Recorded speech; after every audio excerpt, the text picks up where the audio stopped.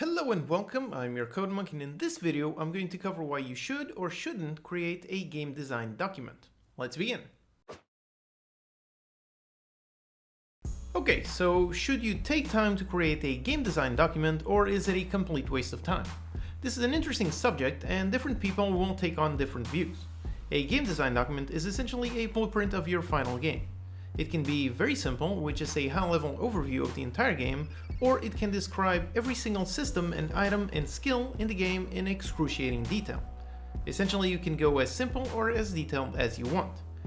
The benefit of a highly detailed design document is that essentially you do all design work and then you do all the implementation. This helps you separate completely between pre-production and actual production. So as you're implementing your design, you don't need to think about how it will work. You just follow the blueprint and be confident that at the end you will have a good game. In a highly detailed design document, you would have something like a list of all the enemies, how they look, where they're spawned, how their AI works, how much health and what weaknesses they have, what weapons they hold, and so on. For a weapon, you would define the name, the look, how much damage it deals and how it fires, maybe define a type of ammo and what type of damage it does, and so on. So at the extreme point, you end up with a huge document hundreds of pages long that supposedly works great as a game when you play it in your mind. However, for me, making my small one-man indie games, I have never had much use for a super detailed game design document.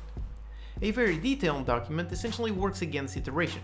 If you have 50 pages of highly detailed systems, you can become a bit uneasy over making changes even if you can clearly tell that the current design is not working. So I find that the answer to the question of is a game design document a waste of time is mostly dependent on scale.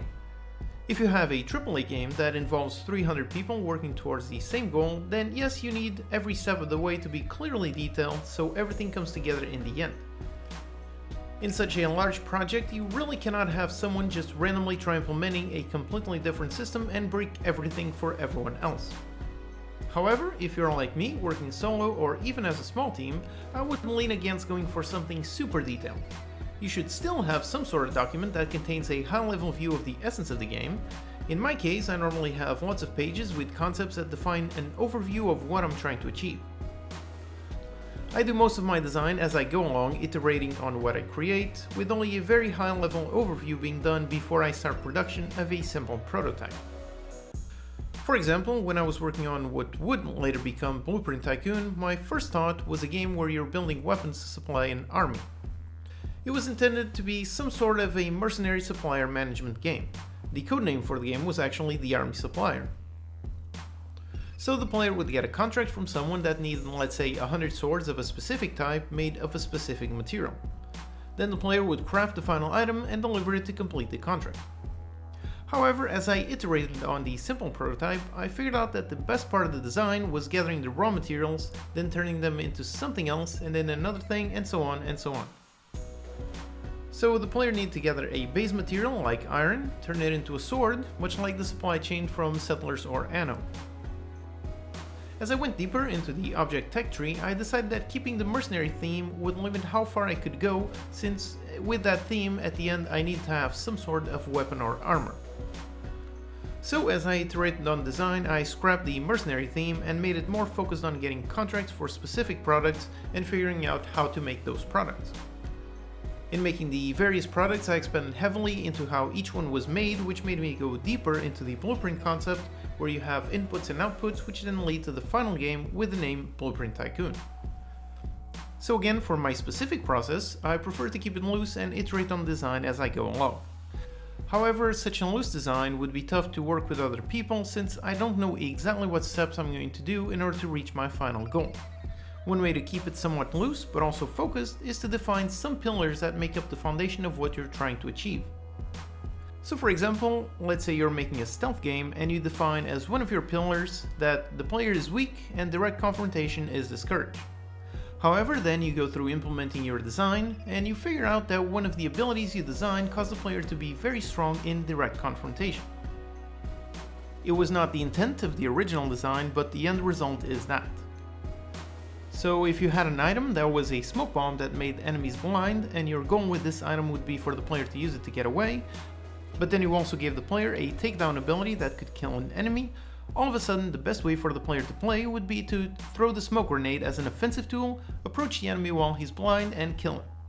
So just like that, two separate abilities in your base design would combine into something that would easily break one of your pillars.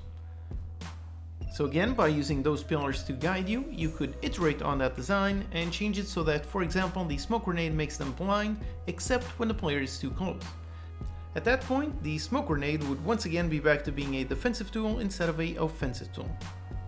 So that's an example of something that you would not necessarily think of during pre-production while you were writing your game design document, but it would end up destroying your final game. If you were following a strict game design document that prevented you from iterating upon it, you would end up with a worse game. So a game design document, like so many other things, is mostly a tool.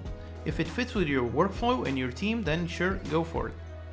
How detailed you go is also a variable thing. Starting a game completely blind with no idea as to what the final game will be isn't very helpful. And on the other hand, having a 100-page strict design document that leaves no room for iteration also isn't very helpful. So figure out what works for you and your team. In order to figure out what works best, you can start off with a simpler project, make a small 1-month game, and try doing a game design document before you start production. If you find that you design too many specific constraints, then you know the next time you should be a bit more loose with your design. So there you have it, some food for thought for you to consider if you should write a game design document, and if so, how detailed it should be. If you have any questions, post them in the comments and I'll do my best to answer them. Subscribe for more videos, and I'll see you next time.